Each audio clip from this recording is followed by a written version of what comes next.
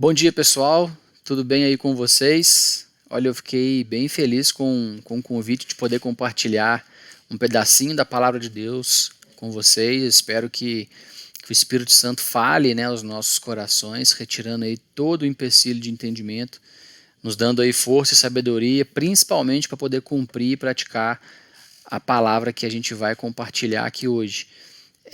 Bom, primeiro eu queria só deixar algumas informações, né? Minhas aulas elas são bem objetivas. Eu não costumo demandar muito tempo nas aulas, até mesmo para poder fixar melhor o conteúdo. E é a primeira vez que eu gravo uma aula.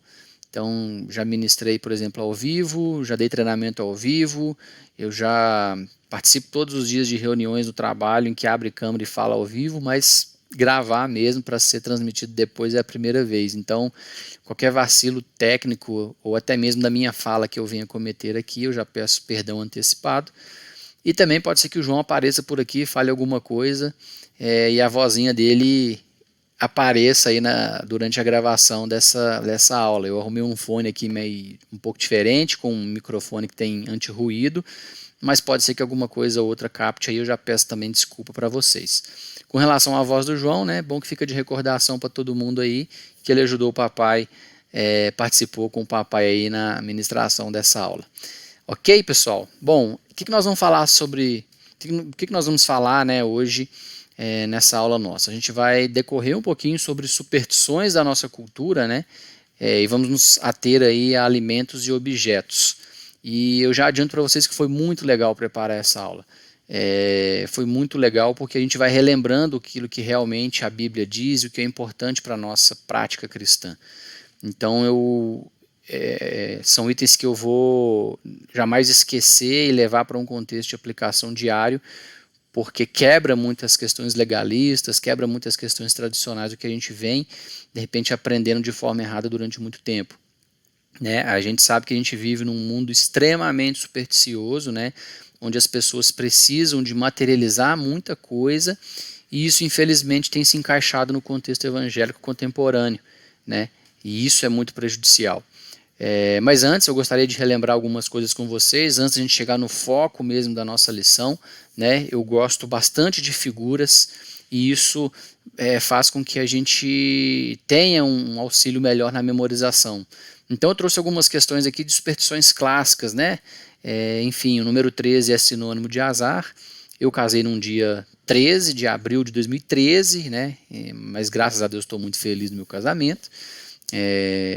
Tem muitas pessoas que acreditam que usar um amuleto as protegem de mal olhado, né? Ficar fazendo uma figa, desculpa, não pode ser com a esquerda, tem que ser com a direita, né? Fazer uma figa, usar uma cruz no pescoço ou até mesmo um crucifixo, uma ferradura pregada atrás da porta, mas tem que ser para cima, não pode ser para baixo, senão para baixo traz aí um pouco de azar.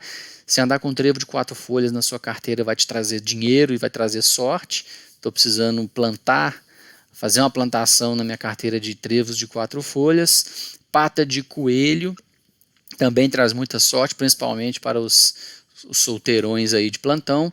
Olho grego para tirar mal olhado, e o yin yang, né, que é o símbolo chinês, japonês, não sei, para trazer equilíbrio aí nas questões de sua vida de uma forma geral, né? Ou seja, amuleto, proteção, algo que eu consiga pegar, manusear para poder trazer essa sensação de proteção. Tem ainda aqueles que fogem dos gatos pretos, tadinho dos gatos, né, na verdade, que não tem nada a ver com isso, né? Cruzou o olhar com o olhar de um gato preto é sinônimo de azar, né? Tem gente que evita a todo custo passar embaixo de uma escada. Eu particularmente acho que é mais perigoso do que supersticioso, né? Enfim, quebrar espelho, você vai ter aí no mínimo 7 anos de azar garantidos, e o noivo vê a noiva pronta antes do casamento, traz um azar danado para os dois, coitados. Então, assim, superstições clássicas, né, que a gente tem, eu, por exemplo, desde que eu me entendo por gente, eu escuto falar disso aqui, de tudo que a gente decorreu aqui, de uma forma muito clara, né, não pode isso porque vai trazer azar, enfim, etc.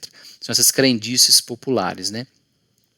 Porém, quando eu estava preparando esse estudo aqui, eu percebi que, né, como um fato assim interessante, que existem algumas superstições específicas também, né? E isso não se atém só ao Brasil. O brasileiro, ele por si só, ele é muito supersticioso, ele gosta de materializar muita coisa, né, de tangibilizar muita coisa, mas o fato interessante é que o mundo inteiro tem seu lado supersticioso barra esquisito, né? Algumas superstições específicas em várias partes do mundo, ela chega a ser bizarra, né? De interpretação, inclusive, né? Na Coreia do Sul, por exemplo, o pessoal lá acredita que se você ligar um ventilador num quarto fechado enquanto você está dormindo, é muito provável que você seja assassinado por esse ventilador.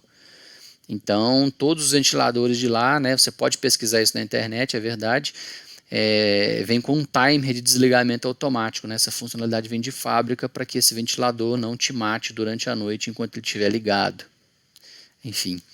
Na Índia, por exemplo, você não pode cortar as unhas nas terças-feiras, nos sábados e nenhuma noite.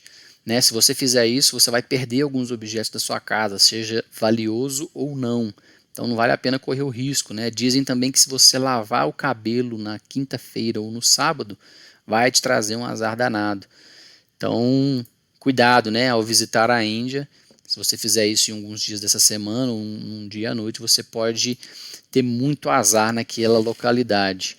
Nos Estados Unidos, o número 13 é o clássico símbolo de azar. A gente vê isso direto em alguns filmes, né, produzidos no clima cinematográfico americano. Então, tem vários prédios, por exemplo, que não tem o 13º andar. Isso é verdade. Tem um conhecido lá em Nova York, especificamente, ele diz que realmente é verdade, principalmente os prédios mais antigos, não tem o 13º andar. Algumas linhas aéreas que transcorrem internamente nos Estados Unidos não tem o assento número 13 em nenhum dos dois lados, devido a essa forte superstição associada ao número 13, trazendo azar. Na Itália também o número 13 é bastante temido, inclusive tendo uma ligação religiosa, né, em contexto religioso, com a última ceia, né, quando Cristo está preparando ali a última ceia e os apóstolos estão ali. Se você somar os 12 apóstolos, né, mais Cristo, dá um número 13, e a última ceia antecedeu uma sexta-feira da morte de Jesus, né, que aí vem o conceito de sexta-feira 13, né, é uma das várias explicações para sexta-feira 13 ser motivo de azar, enfim. E tem Judas também associado a todo esse contexto, né, que depois traz Jesus e tudo. Então, sexta-feira 13, número 13, Itália e Estados Unidos não se dão muito bem com esse número. Na Irlanda, né, existe uma ave muito simpática chamada magpie. Eu não sei qual é a pronúncia certa, eu pesquisei algumas coisas, percebi magpie, mas não sei qual que é a pronúncia certa. Mas é uma ave simpática, que se você tiver um dia por lá, você encontrar um desses pássaros sozinho, você tem que cumprimentá-lo, independente se ele vai te responder com uma piada ou não. Se você não fizer isso, algumas coisas ruins vão acontecer, e se você encontrar dois magpies juntos, você não precisa fazer nada, você vai ter só a certeza de que a sua vida será muito boa e que muitas coisas boas acontecerão com você, com seus familiares e com seus descendentes. Olha que top, né? Então, queria fazer aí um encontro coletivo de magpies com todo mundo. E mais uma particularidade da Irlanda, né, que se você vira uma moeda no chão, independente do valor, você deve pegá-la para não ficar pobre. Se você deixar essa moedinha lá, você vai ficar pobre o resto da sua vida.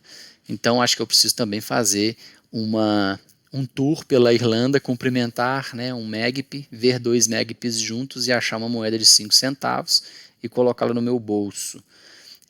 Na Rússia, por exemplo, se você for presentear alguém com um buquê de flores, o número de flores sempre deve ser ímpar.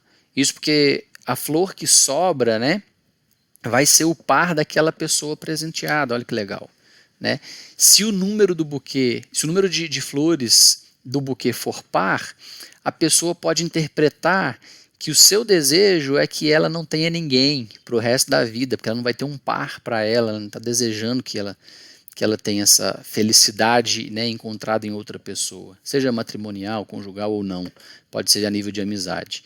Bizarro demais, né? Tipo, se você for perceber dessa forma. Isso, pessoal, são superstições, isso não são leis, tá? Isso não é regra, né? Você pode ir na Índia e cortar o seu cabelo numa quinta-feira ou num dia à noite, mas o pessoal vai achar estranho e vai te avisar. Você vai ter azar para sua vida inteira, porque é uma superstição local, né? E acaba que isso transborda também para a religião, né? Para esse lado religioso, esse contexto nosso. Existem várias superstições religiosas, inclusive algumas que nós comentamos aqui, como a Sexta-feira 13, ela nasce em berço religioso, né? Digamos assim. Então, por exemplo, água benta atrás da porta. Se você colocar água benta atrás da porta lá, você garante que se uma pessoa má entrar na sua casa sem você ter o conhecimento, a maldade daquela pessoa não era capaz de trazer nenhuma outra maldade para você ou para sua casa. Né? A gente vai ver daqui a pouquinho, tem outros copos d'água aí prometendo muitos milagres também na casa dos crentes.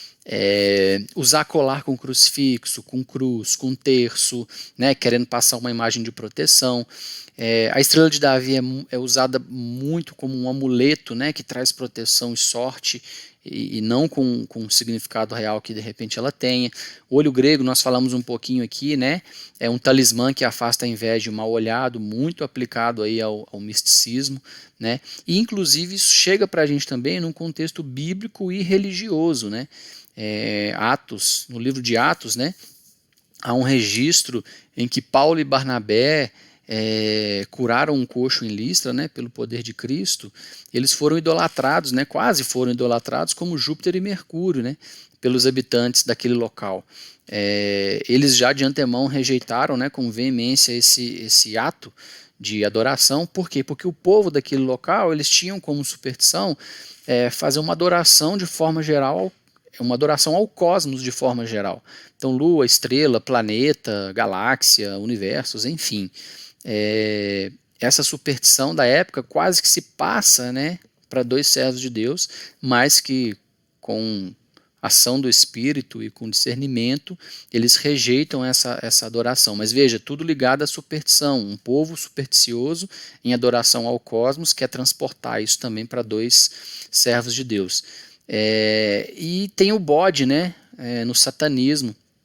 O bode ele é usado, ele é um dos símbolos do satanismo, pelo menos a sua cabeça ali, né, porque os antigos medievais ingleses eles tinham uma superstição muito forte com esse animal, que demonstrava muita força e muita rebeldia, né? Se você for ver aquelas questões, até mesmo em alguns filmes, né, retratando o contexto medieval, você vai ver que tinha muita bruxaria, feitiçaria, muitas questões de você não pode isso, você não pode aquilo, senão eu vou te jogar na fogueira, senão eu vou te jogar num calabouço, num poço sem fundo e te enterro ali. Então o bode, nesse contexto medieval, ele conseguia de repente fugir disso tudo, né, com a força e a rebeldia que ele tinha, mas ele era visto como um animal inquieto, como um animal diferente dos demais, né? E os satanistas meio que curtiram aí essa superstição medieval e adotaram o bode como um de seus símbolos, né? Mas não somente por isso, mas também porque o bode ele é inversamente proporcional ao cordeiro, né? E a gente sabe quem é realmente o verdadeiro cordeiro, né? O cordeiro, enquanto o cordeiro é obediente e manso, o bode é muito rebelde e bastante desobediente, né? E tem crente que acha que o bode é amaldiçoado, tadinho do bode. É a mesma coisa do gato, né? Quem fez o gato, quem fez o bode, foi Deus, né? Não foi o nosso inimigo, né? Satanás. Então, se o satanismo ou qualquer outra religião, qualquer outra crença utiliza ou deixa de usar um bode, o gato, enfim, é ignorância total dessa religião, né? Então quem fez o bode foi Deus e não foi ao contrário, né? Às vezes eu fico imaginando aqui uma cena, tipo, você cruza com um bode na rua, já começa a fazer o nome do pai, né? O católico faz o nome do pai, um já começa a orar, vai que o bode é do demônio. E não tem nada a ver, é apenas questões supersticiosas de simbolismo, em que eles retratam algo que está intrínseco aí à superstição e traz aquilo para o contexto religioso de época.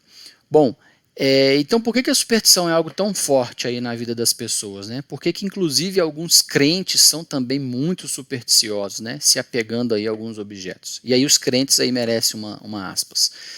Por que as pessoas precisam tanto de ter, né, de pegar e ter as coisas para materializar a superstição?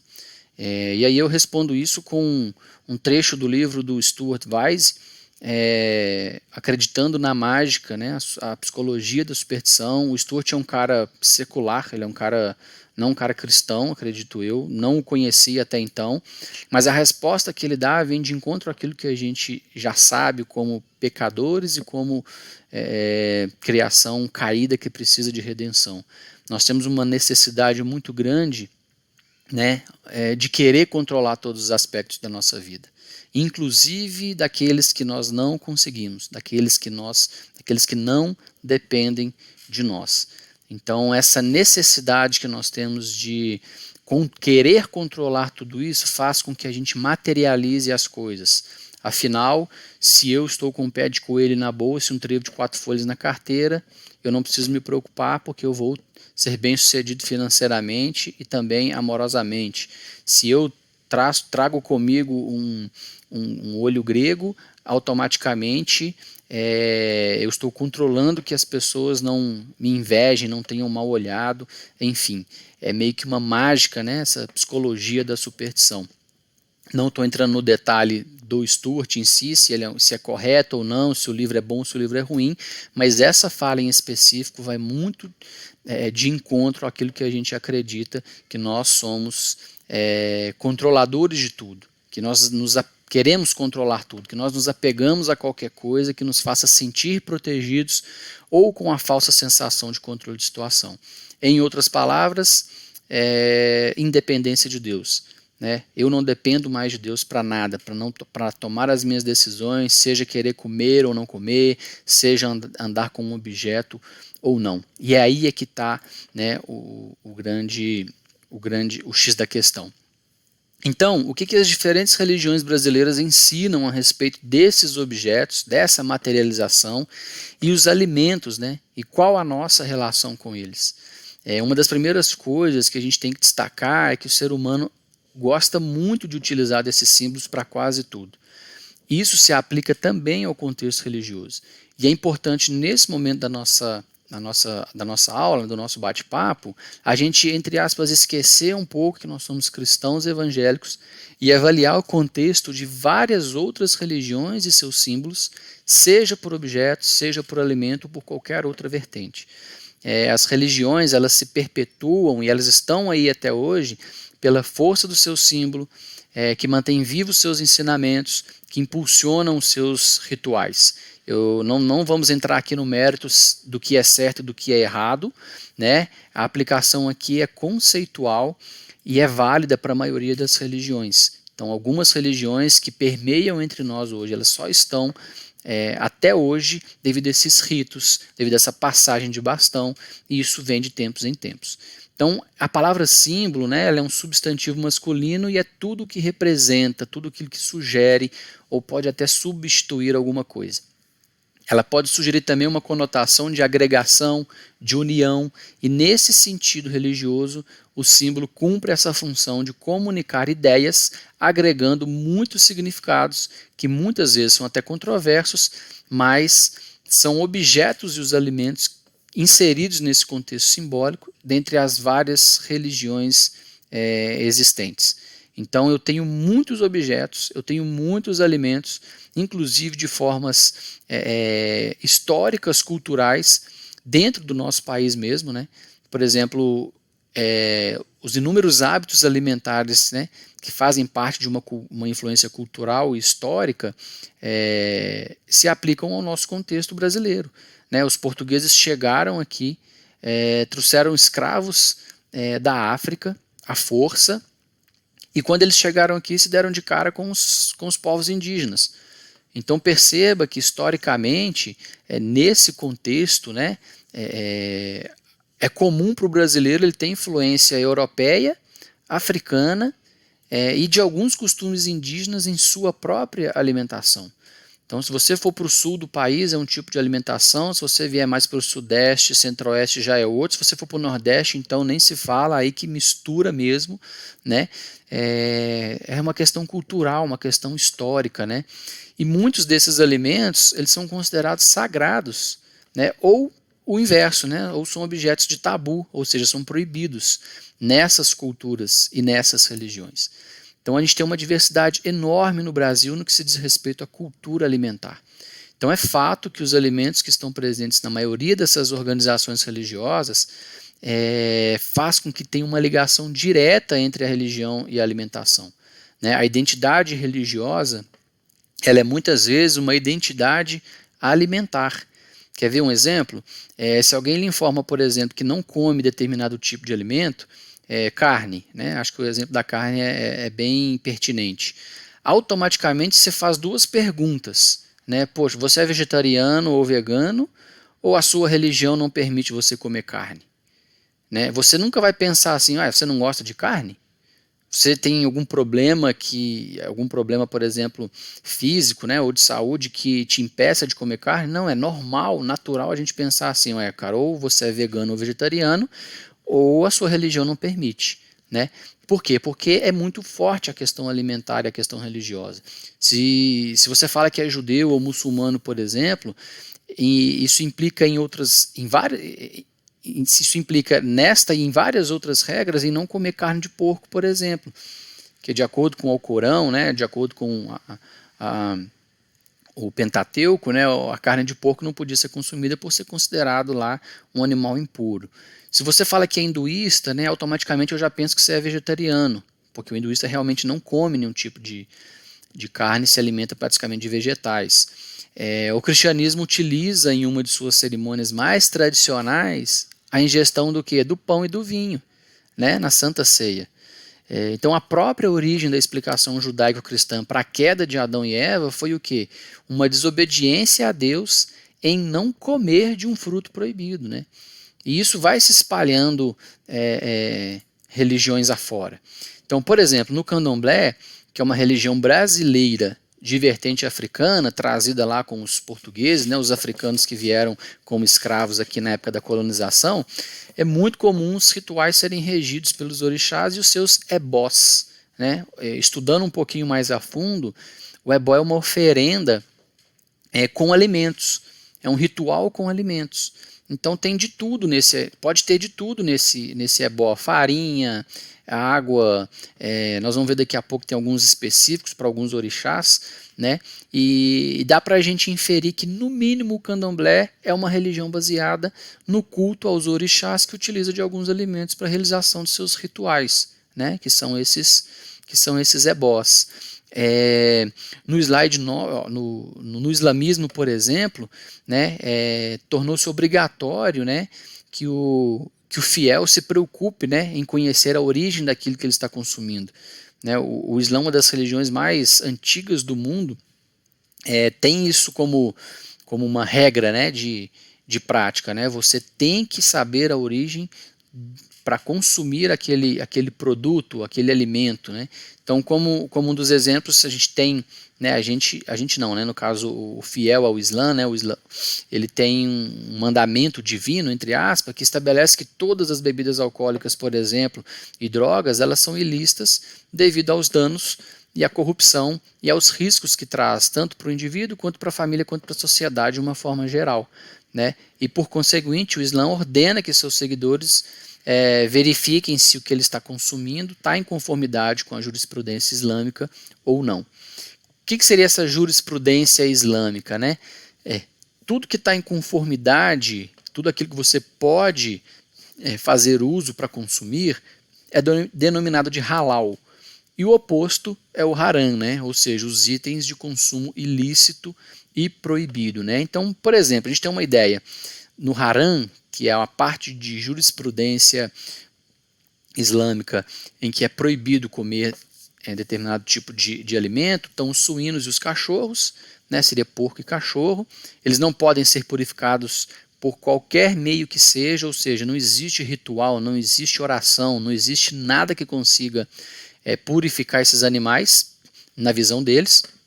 Então, comê-los, né, ou utilizar qualquer derivado deles é proibido. Qualquer animal que não foi abatido através dos métodos considerados aceitáveis pelo Islã não pode ser consumido. Então, se eu tenho uma lista do que é permitido, eu tenho uma regra de execução correta para eu poder me alimentar daquilo. Se não foi executado correto, não posso comer. O sangue, né, não é permitido consumi-lo. Bebida alcoólica nós já falamos, e drogas em geral. Os frutos do mar, com exceção dos vegetais e dos camarões, eles podem ser consumidos. não podem ser consumidos, né, com exceção dos vegetais e frutos do mar, com exceção dos vegetais e dos camarões, animais selvagens como o tigre e o leão, os animais antropomórficos, como o macaco, por exemplo, proibido, ave de rapina, tais como águia e falcão, répteis, anfíbios e insetos, cobra, jacaré, sapo, besouro, escorpião, sem chance, e tudo aquilo que é inerentemente impuro, né, tais como, por exemplo, fezes e urina. Aí nós estamos juntos, né, o Islã, aí beleza, isso aí também nós não vamos querer experimentar disso não. E o que é o halal? O halal é qualquer outra coisa que não seja haram, né? Qualquer coisa que não se encaixa nesses descritivos acima. Então, e aí eu faço um parêntese, né? Que aí a gente conhece bem um fiel do Islã por aquilo que ele não faz ou não come, e não pelo contrário, né? É uma reflexão que nós vamos fazer no finalzinho. E aí vem outras culturas e outras religiões, né? Da mesma forma, por exemplo, os povos indígenas brasileiros que já estavam aqui, né, quando os portugueses chegaram, eles possuem uma variedade e gama de alimentos que são sagrados, né, e fazem uso desses alimentos nos seus rituais e nos seus sacrifícios. Né, a gente pode citar como exemplo os povos Guarani e Nandeua, que consideram o milho, né, como sagrado, e o seu plantio e a sua colheita marcam rituais de batismo, inclusive para obter o nome das suas almas, né, quando eles forem lá para Tupã, enfim, o Deus que eles adoram lá. Então, o milho é um alimento sagradíssimo desse povo Guarani Nandeua, em que eles, tudo que é derivado do milho, o mingau, a pamonha, tudo que eles fazem do milho, tem um ritual antes, tem um sacrifício antes, tem uma cerimônia anterior ao consumo ou ao batismo que eles usam nas suas tribos.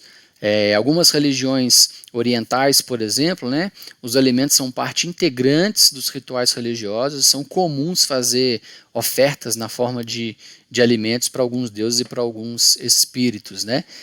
As famílias japonesas de tradição aí budistas, né, da turma Zen budista, eles costumam ter em sua casa um Butsudan, que é um altar contendo uma imagem, né, de Buda, alguns memoriais com o nome de antepassados, outros familiares vencidos, com vela, com incensário, vaso para flor, tem uma tacinha para o pessoal colocar água, né? E diariamente alguém da família vai lá, troca água, acende a vela, oferece incenso, faz leitura de um texto sagrado deles lá, em frente ao altar, e enfim, né? E pronto. Eu particularmente tenho uma tia que ela congrega na igreja messiânica. Ela tem um altar parecido com esse aí que está aparecendo no meio do slide, né? Essa foto mais amarelinha. E aí ela tem várias latinhas pequenininhas assim nesse altar, bem pequenininhas mesmo, onde ela coloca um pouco de cada alimento que ela está consumindo na hora do almoço, né?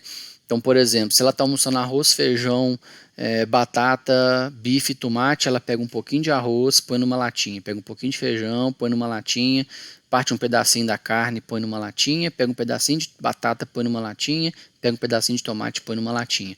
São pequenas porções que elas estão, é uma forma de agradecimento, né, uma forma de culto, não sei, para aquela divindade, e ela espalha aqueles alimentos ali naquele altarzinho que ela tem, como membro da igreja messiânica. E aí, né, algumas diante desse contexto todo alimentar, né, algumas religiões se destacam por algumas questões do que pode ou não pode, do que você quer ou não quer. Na Umbanda mesmo, né, que é uma religião de matriz africana, alguns alimentos são utilizados nas religiões de matriz africana em cima dos ebós que a gente já comentou dentro do candomblé, né? Ou seja, o ritual, a forma de culto, normalmente ela está presente com algum alimento também, né? Então, como exemplo de um dos alimentos sagrados da Umbanda, tem a canjica, né? Onde seu significado aí é a paz, né? Representa lá o Oxalá. E nessa espiritualidade aí umbandista, a canjica não é só utilizada como um alimento interno, mas também externo para a limpeza espiritual. E aí eu dou um exemplo da pipoca, né? A pipoca Por exemplo, ela é a oferenda principal de Omolu Obaluayê, né? Os seus devotos lhe atribuem algumas curas milagrosas lá, realizando oferenda de pipoca, jogando sobre os doentes. Então, você deita o enfermo lá numa cama, ele está passando mal, você vai lá na cozinha, arrebenta lá 2 sacos de pipoca e começa a chover de pipoca em cima do enfermo, e o Obaluayê, ele vai trazer a cura, né, para aquele enfermo através do ritual da pipoca. Meio bizarro, meio desperdício de pipoca, eu adoro pipoca, enfim, né? E quando chegou nessa parte do estudo da lição, me veio uma sensação assim, putz, que estranho, né? Você pegar a pipoca lá e jogar em cima da pessoa e a pessoa ficar curada, né? Alguns questionamentos me vieram à mente e chegamos assim num ponto que crucial da nossa ministração hoje, do nosso bate-papo hoje, né? Beleza, então, será que eu posso ou não posso comer pipoca, né? Isso aí acho que a resposta já está clara. Mas, por exemplo, ou eu só não posso comer a pipoca que foi oferecida ao Obaluayê dentro do ritual de Umbanda ou do Candomblé. Ou será que eu posso comer essa pipoca que foi oferecida, né? Como é que essa visão aí de alimentos, né, e objetos são absorvidos em determinadas igrejas e denominações, né? Então, já dando a resposta, né, é uma visão bíblica distorcida, né, em cima de alguns textos. A gente vai fazer um paralelo aqui. Isso é uma visão errada sobre esses alimentos e sobre esses objetos, né, em certas igrejas. Então, nós vamos ler o texto base, né, que a gente tem para a lição de 1 Coríntios 8, com respeito aos alimentos, né, sacrificados aos ídolos. A gente sabe que todos temos conhecimento. Então, o conhecimento traz orgulho, mas o amor edifica. Quem pensa conhecer alguma coisa ainda não conhece como deveria. Mas quem ama a Deus, este é conhecido por Deus. Portanto, em relação ao alimento sacrificado aos ídolos, sabemos que o ídolo não significa nada no mundo e que só existe um Deus. Pois mesmo que haja os chamados deuses, quer no céu, quer na terra, como de fato há muitos deuses e muitos senhores, para nós, porém, há um único Deus, o Pai, de quem vêm todas as coisas e para quem vivemos, e um só Senhor, Jesus Cristo, por meio de quem vieram todas as coisas e por meio de quem vivemos. Contudo, nem todos têm esse conhecimento. Alguns, ainda habituados com os ídolos, comem esse alimento como se fosse um sacrifício idólatra. E como a consciência deles é fraca, esta fica contaminada. A comida, porém, não nos torna aceitáveis diante de Deus. Não seremos piores se não comermos, nem melhores se comermos. Contudo, tenham cuidado para que o exercício da liberdade de vocês não se torne uma pedra de tropeço para os fracos. Pois se alguém que tem a consciência fraca vir você, que tem esse conhecimento, comer num templo de ídolos, não será induzido a comer do que foi sacrificado a esses ídolos? Assim, esse irmão fraco, por quem Cristo morreu, é destruído por causa do conhecimento que você tem. Quando você peca contra seus irmãos dessa maneira, ferindo a consciência fraca deles, peca contra Cristo.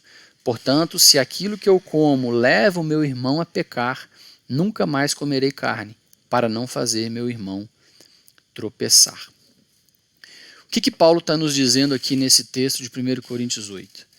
Nesse texto que a gente leu, Paulo explica que as coisas que a gente come não nos tornam mais ou menos aceitáveis para Deus. Ainda que esteja dizendo que determinado alimento foi sacrificado ou oferecido a esse ou aquele ídolo, né, ainda que insistam que tal alimento está contaminado por isso ou por aquilo, isso não é verdade. Paulo deixa isso muito claro, né? A gente poderia terminar nossa lição por aqui depois de ler esse texto. Então isso não é verdade. Então, por quê? como que nós, né, cristãos declarados que creem num Deus único e poderoso, como é que a gente pode acreditar na existência de outros ídolos?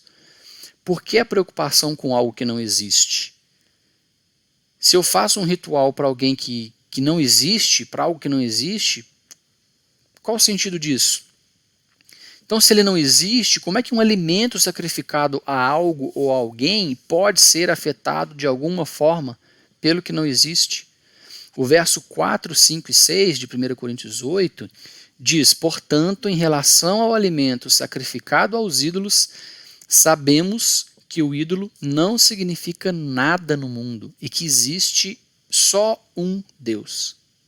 Pois mesmo que haja os chamados deuses, com D minúsculo, quer no céu e quer na terra, como de fato há muitos deuses e muitos senhores, para nós, porém, há um único Deus, o Pai, de quem vêm todas as coisas e para quem vivemos, e um só Senhor, Jesus Cristo, por meio de quem vieram todas as coisas e por meio de quem vivemos. Soma-se a isso o que? O ensino de Jesus sobre as lavagens cerimoniais dos fariseus, né?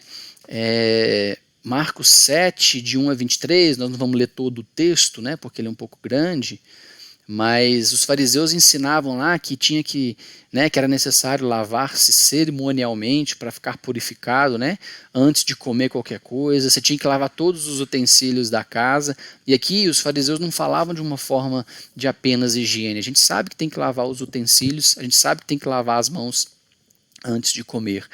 Mas eles não era essa forma de dizer que os fariseus queriam passar, né? Dizer isso não torna verdade, né? Só dizer, porque não há nada fora do homem que nele entrando possa torná-lo impuro, né? É o texto de Marcos, que está lá em Marcos 7, né, de 15 a 20, que está projetado, né? Jesus falando, não há nada, Jesus rebatendo os fariseus, batendo nos fariseus, e ele ainda complementa, né, não há nada fora do homem que nele entrando possa torná-lo impuro. Pelo contrário, o que sai do homem é o que torna impuro. Né, versículo 18, será que vocês também não conseguem entender? Perguntou-lhes Jesus. Não percebem que nada que entre no homem pode torná-lo impuro? 19, porque não entra em seu coração, mas em seu estômago, sendo depois eliminado. Então Jesus ainda aqui dando uma aula de anatomia, né, e separando espiritualmente as coisas, tipo o coração, aquilo que dirige a sua vida, dirige o seu entendimento, não é lá que o alimento entra. Não é lá. Então, ao dizer isso, Jesus declarou puros todos os alimentos. Né? E ainda continuou, o que sai do homem é o que o torna impuro.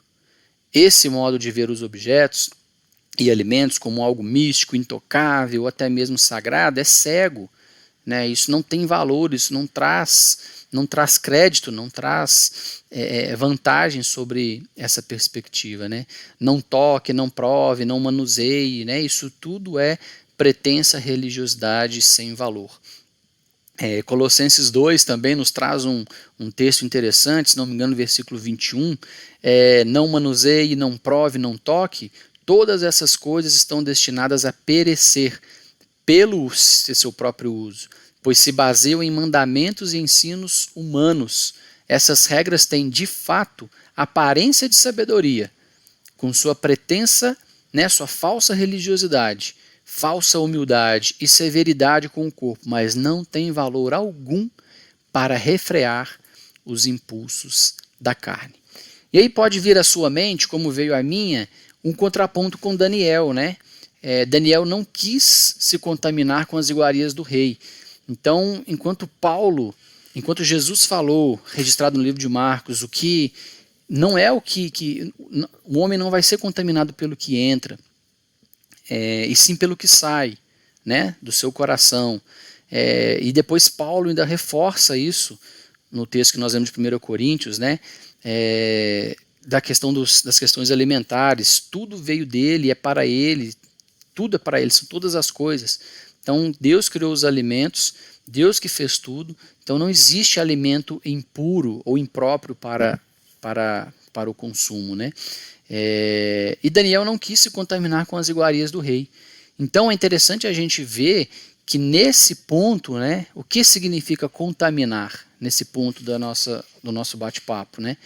O que significa esse contaminar? Quando Daniel fala, Daniel e seus amigos, né? Eu não vou me contaminar. Porque ele ofereceu para ídolos e eu não posso porque é pecado, né? Então, a gente tem 3 posições, né, de estudiosos com relação a esse item, em que a primeira, eles falam que as finas iguarias do rei possuíam alimentos proibidos pela lei, como o porco, por exemplo. Então, lá em Levítico 11, né, há uma lista de animais que eram proibidos de comer, né, e, no entretanto, o texto diz que ele recusa toda a comida do rei e não somente aquilo que era proibido pela lei, né. Então, Daniel recusa tudo, não apenas um item em específico. Ele não está recusando somente aquilo que era proibido, ele está recusando de forma geral todo aquele banquete que o rei tinha lhe proporcionado. E ainda assim, nessa posição, né, essa posição não explicaria o porquê eles recusaram também o vinho. O vinho não está na lista de alimentos que são impróprios para o consumo, que são considerados aí profanos. Pelo contrário, né? Então, mas a Bíblia fala que Daniel e seus amigos recusaram toda a comida e não apenas um item específico. Então essa cairia por terra, né? A segunda posição é que a comida era oferecida aos ídolos, e aí tem um contexto muito grande com a nossa aula, né? E isso de fato ocorria naquela época. Porém, se esse fosse o caso, eles estariam também corretos em tomar essa decisão. Mas, de novo, né, não tem no texto algo ou um indício de que tinha sido esse o motivo, né? E se o problema fosse o ídolo em si, por que eles não recusaram seus novos nomes, por exemplo? Né? Então, se é um contexto alimentar e tipo de sacrifício a isso, espera aí, você quer que eu mude meu nome para quê? Né? A gente percebe no contexto histórico bíblico que Daniel e seus 3 amigos tiveram seus nomes alterados, né? Então, essa também não seria uma interpretação tão clara, porque era um contexto fora de contexto, e eu estaria fazendo ali uma acepção, algo, isso eu não faço, mas isso aqui eu posso. Então, também esse contexto de oferecimento aos ídolos não seria muito interessante de interpretação. E a terceira posição, que seria algo mais tangível para a nossa aplicação, que é mais coerente para esse contexto, se refere aí ao perigo de se acomodar aos costumes da época, né? E aí a gente precisa dar um passinho atrás, né? A maneira como o texto fala da comida do rei parece ser muito atrativa aos 4 amigos, né? E de fato ele era para ser assim. Um banquete de um rei não é igual você fazer um almoço no PF no restaurante da esquina, né? Então, e era algo muito incomum um rei dar da sua própria comida para pessoas cativas, né? Que era o contexto de Daniel e seus amigos, mesmo que eles pertencessem a uma linha nobre, enfim. Então, se você olhar um pouquinho mais para o contexto da Babilônia, né, a gente percebe que a intenção deles era sempre transformar os seus cativos em novos cativos, né, principalmente uma experiência do povo caldeu, transformar todos os cativos naquele contexto cultural, histórico, enfim, para que ele se tornasse um novo caldeu, né? E diferentemente da Pérsia, que incentivava a cultura e a religião das nações subordinadas, a Babilônia queria transformar, queria modificar. Então ela queria pegar o seu contexto atual, apagar da sua memória, igualzinho o Flash lá do Homem de Preto, e colocar outro contexto, o babilônico, em seus pensamentos, em seus ritos, em seus costumes, em sua cultura. É como se fosse nascer de novo, né? Então, por isso Nabucodonosor mudou o nome daqueles jovens, né?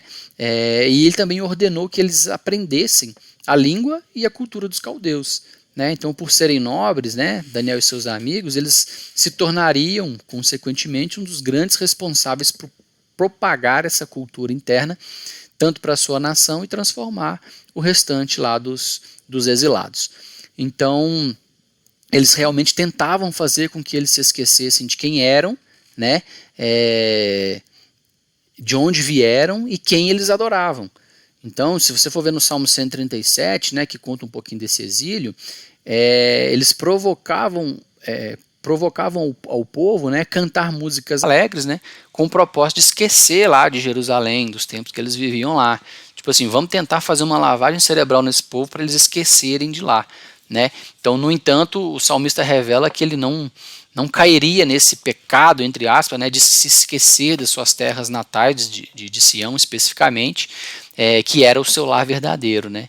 Então, tem uma versão na Bíblia, na versão revista e atualizada, né, que ela omite a palavra coração do texto hebraico, e isso fica muito mais significativo para a gente melhorar um pouco a interpretação, né, porque mostra que a decisão tomada por Daniel era muito mais uma questão interna de seu coração e de seus amigos do que externa, né?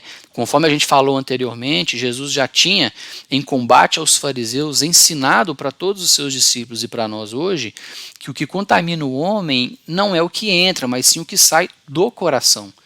Então, o grande perigo do alimento da época era a sedução babilônica, né? Tipo, Daniel e seus amigos não podiam cair na armadilha de Nabucodonosor, se acomodar àquele país, né, se esquecendo lá de Sião, como retratado no Salmo 137. Então o objetivo de Nabucodonosor ali era mostrar o quê? Coisas, né, que eles não tinham anteriormente. Está aqui, você tem um banquete, cara, você tem arroz, feijão, você tem um tutuzão aqui para você comer, você tem um porco sendo assado aqui com aquela maçã na boca, que a gordurinha pingando e tal.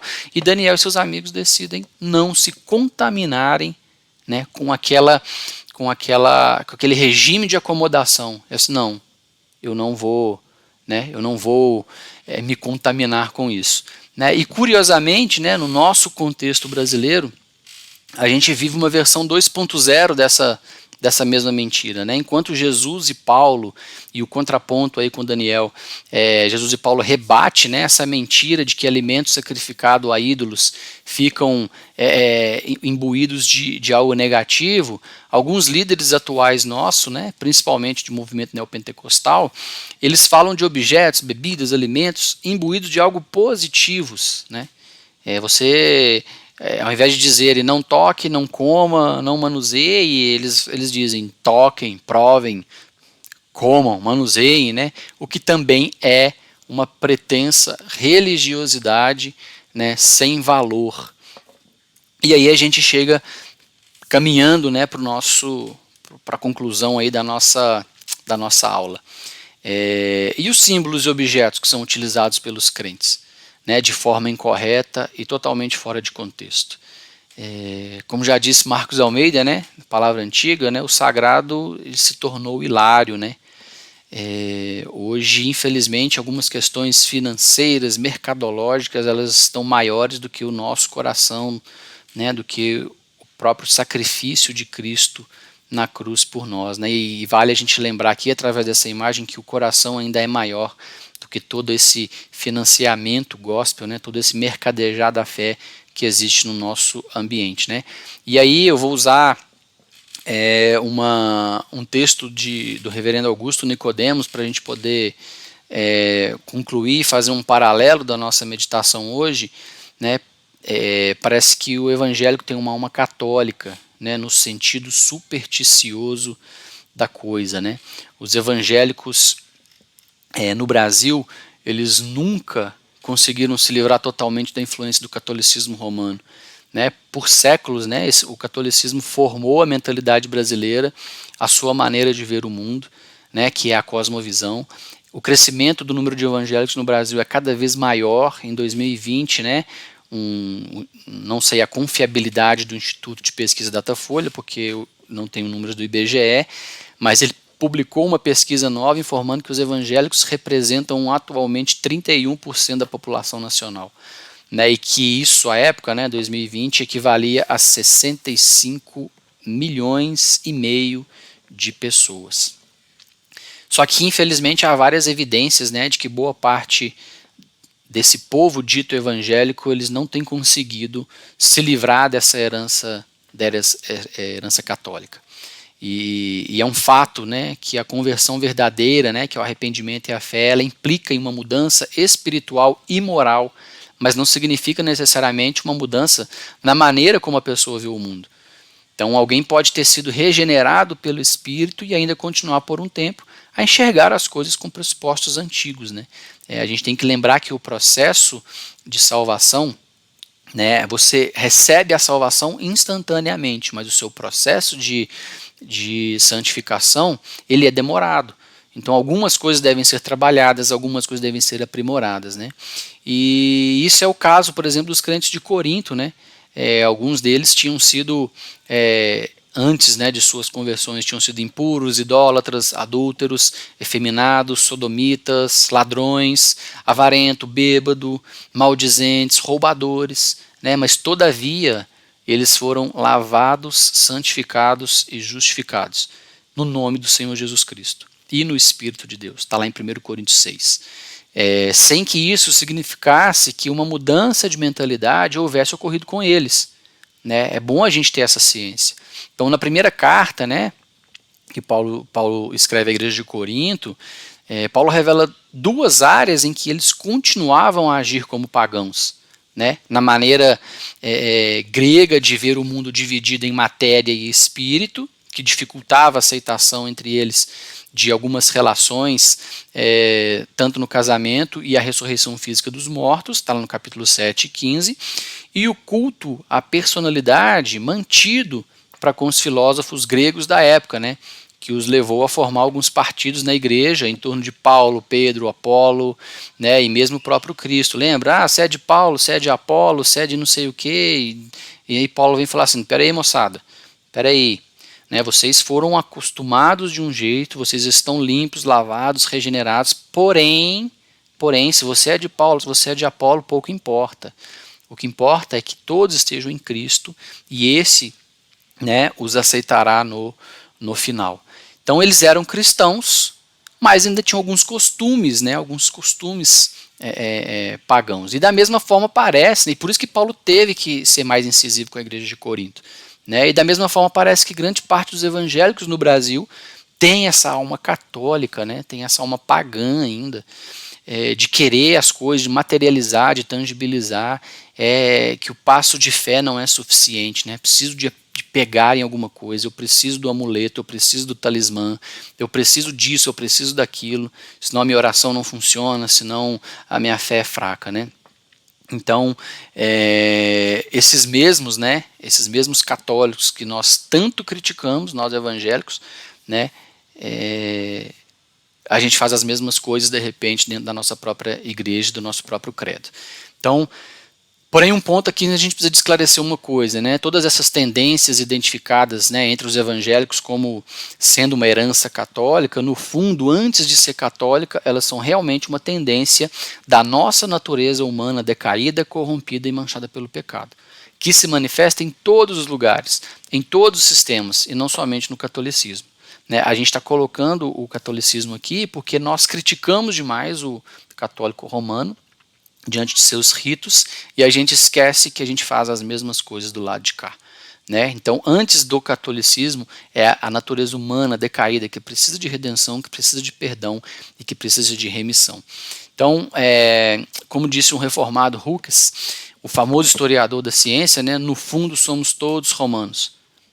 Enfim, todo mundo tem um pouquinho dessa parte pagã, né, da religiosidade. Então, todavia, né, alguns sistemas são mais vulneráveis a essas tendências, claro, e as absorvem mais do que os outros. Mas, como eu, na verdade, é uma opinião pessoal, eu penso que o catolicismo, que é o caso do catolicismo no Brasil, né? Mas quais seriam essas tendências, né? O que a gente tanto critica deles que a gente também, infelizmente, temos copiado aí nos últimos dias, né, nos últimos anos. E aí eu fecho, né, para a gente fazer um paralelo com o que a gente viu em questões de alimentos e objetos, né, com alguns itens que eu vejo muito claramente no contexto evangélico atualmente, né. Gosto por bispos e apóstolos. Na Igreja Católica, né, o sistema papal, ele impõe a autoridade de um único homem sobre todo o povo.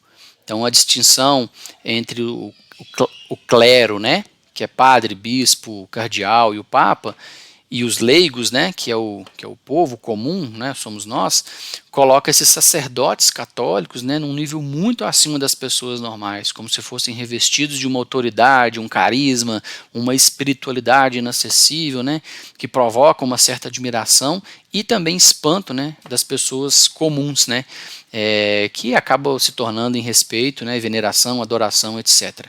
Então, tem um gosto na alma brasileira, né, por bispo, cardeal, catedrais, muita pompa, né, só assim para entender essa aceitação generalizada por parte dos próprios evangélicos por bispos e apóstolos autonomeados, né, mesmo após Lutero ter rasgado a bula papal que o excomungava e queimá-la na fogueira, né, ele já tinha essa visão há muito tempo atrás, né, mesmo que para tal denominação é premissa que haja um testemunho, né, ocular de Cristo e ser declarado apenas por Cristo, né, muitos se declaram os bispos, os apóstolos, enfim.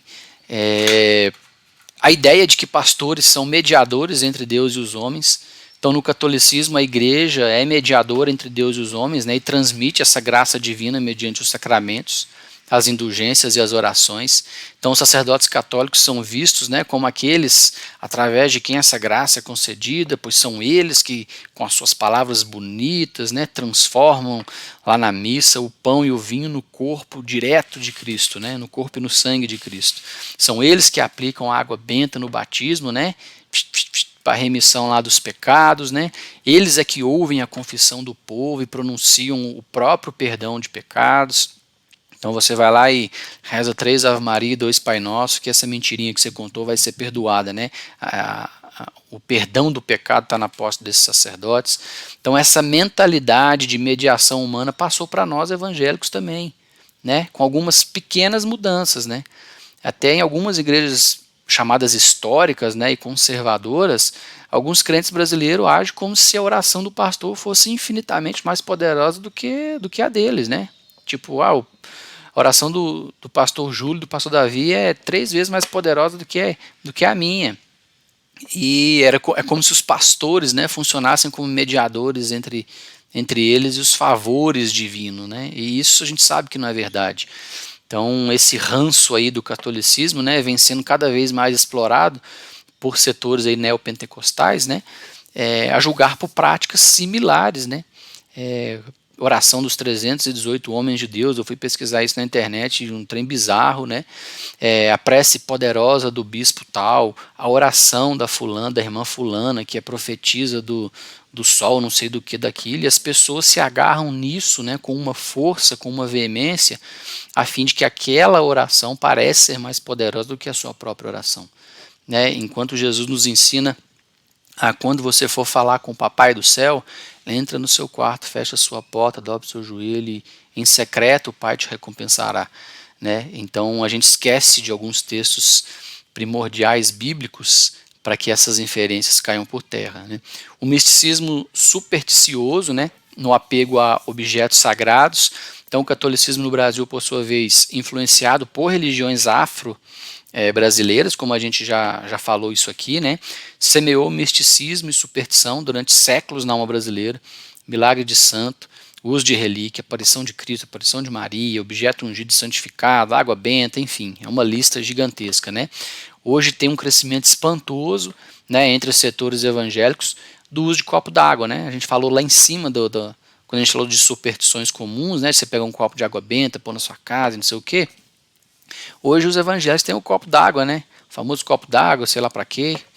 Rosa ungida, sal grosso, pulseira abençoada, pente santo. Eu pesquisei isso aqui, irmãos, misericórdia. Pente santo do kit de beleza da rainha Esther. Pente santo que quando se utiliza retira os maus pensamentos. Peça de roupa de ente queridos, oração no monte, no vale, óleo das oliveiras de Jerusalém, água do Jordão, sal do vale do sal, trombeta de Gideão, cajado de Moisés, e a lista percorre aqui com milhares de itens, né, infindável e sem limites.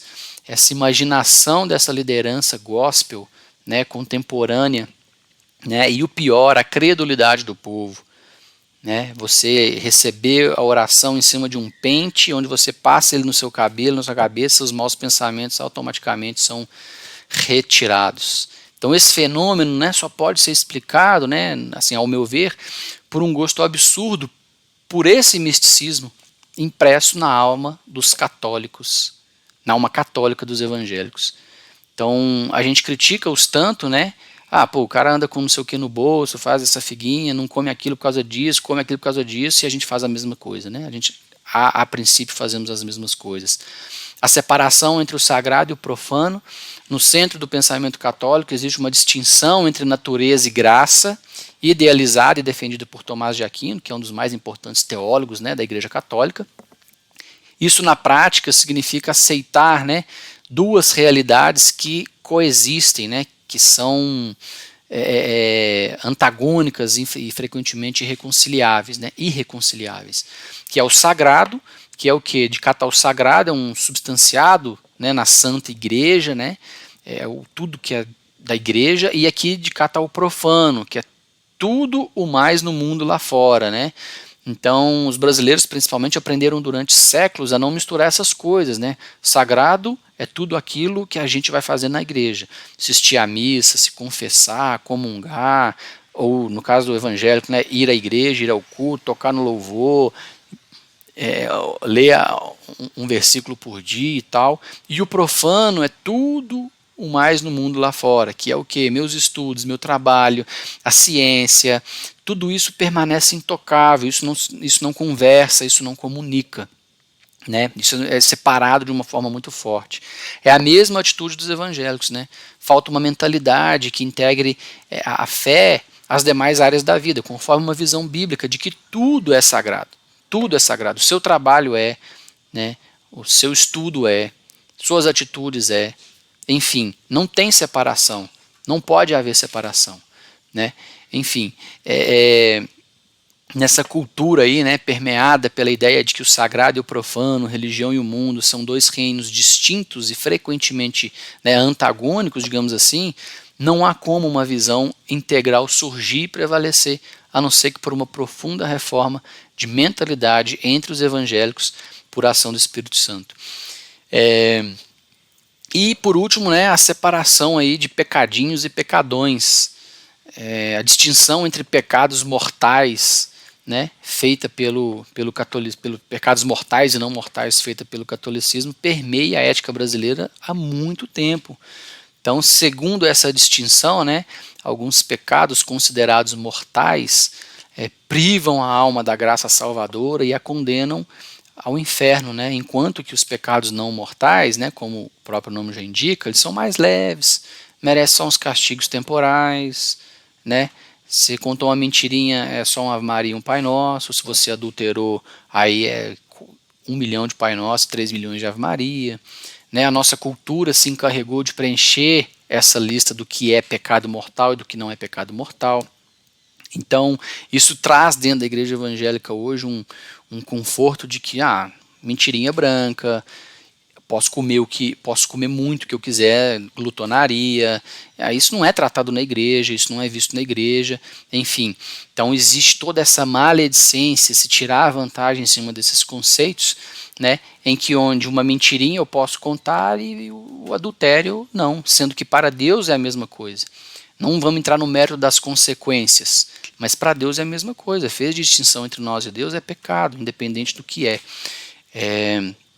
Então, as disciplinas eclesiásticas, né, acontecem aí via de regra por pecados, né, de natureza sexual, por exemplo, adultério, prostituição, fornicação, adição à pornografia, homossexualismo, e o resto vai ficando assim, né, tipo, isso aqui é uma mentirinha? Não, tranquilo. Não, você está sempre comendo mais do que você precisa, está sendo glutão? Não, tá de boa, né? Não vamos especificar isso não, tá tranquilo. Então essa separação também entre pecadinhos e pecadões, né, fazem esse misticismo ficar um pouco mais evidente, né? Parece que não é problema em pecarmos de uma maneira pequena. Há um problema em pecarmos de uma maneira grande, né? Isso é estratégia maligna, isso é estratégia de Satanás.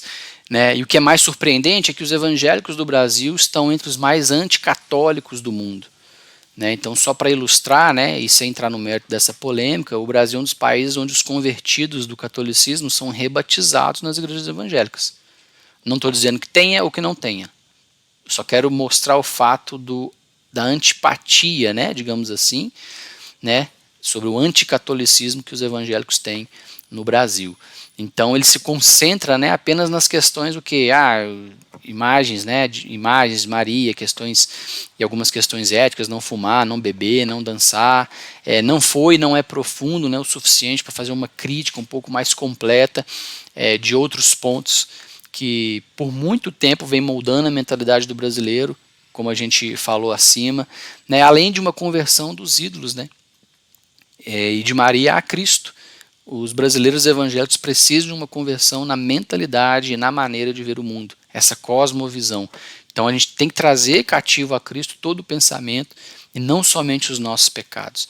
A nossa cosmovisão, a nossa forma de ver o mundo precisa também de conversão. Então, quando a gente, né, percebe esse retorno de grandes massas, né, ditas como evangélicas, a essas práticas medievais católicas supersticiosas, do que pode, do que não pode, do que deve, do que não deve, né, usar isso no culto, né, a Deus, esses objetos ungidos, consagrados, procura para si bispos e apóstolos, né, imersas em práticas supersticiosas, né, cabe uma pergunta, né, uma reflexão, né, no final das contas, o novo gospel evangélico, o neopentecostalismo brasileiro não é, na verdade, um filho ou, sei lá, uma herança dessa igreja católica medieval numa forma diferente de placa denominacional, né? Um pouco tardio, por exemplo, que surge e cresce no nosso país, né? Até os evangélicos, né, com essa alma católica, né? Então, eu julgo ele por andar com um trevo de 4 folhas na carteira, mas eu faço a mesma coisa porque a oração que não é regida pelo óleo santo de Israel não tem efeito, né? Então, o quanto isso, fora contexto cultural e histórico, se aplica aos nossos dias, religiosamente falando.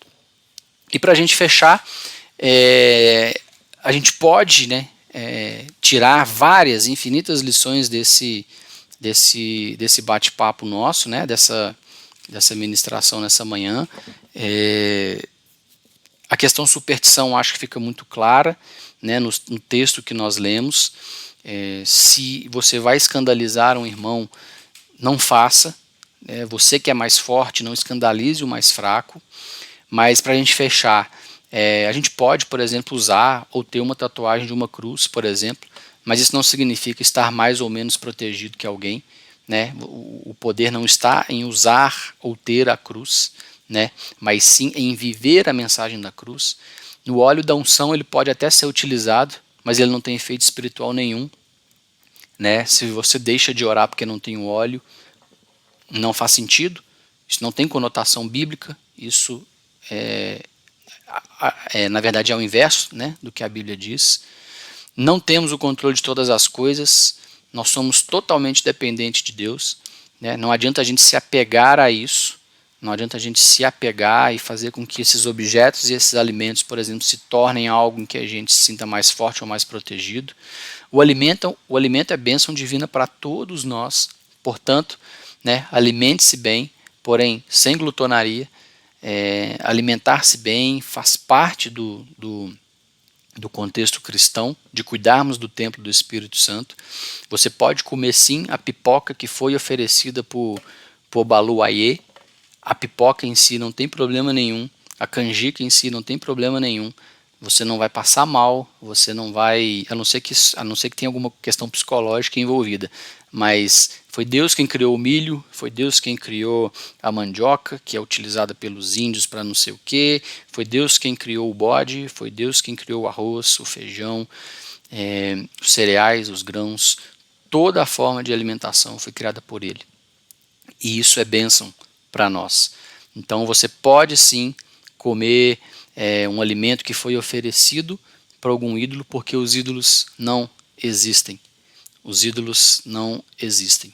Existe um só Deus que fez todas as coisas e é por ele e para ele que foram feitas todas as coisas. Então o problema não é o que entra no estômago do homem, mas o que sai do seu coração. Lembrando de Jesus no texto de Marcos.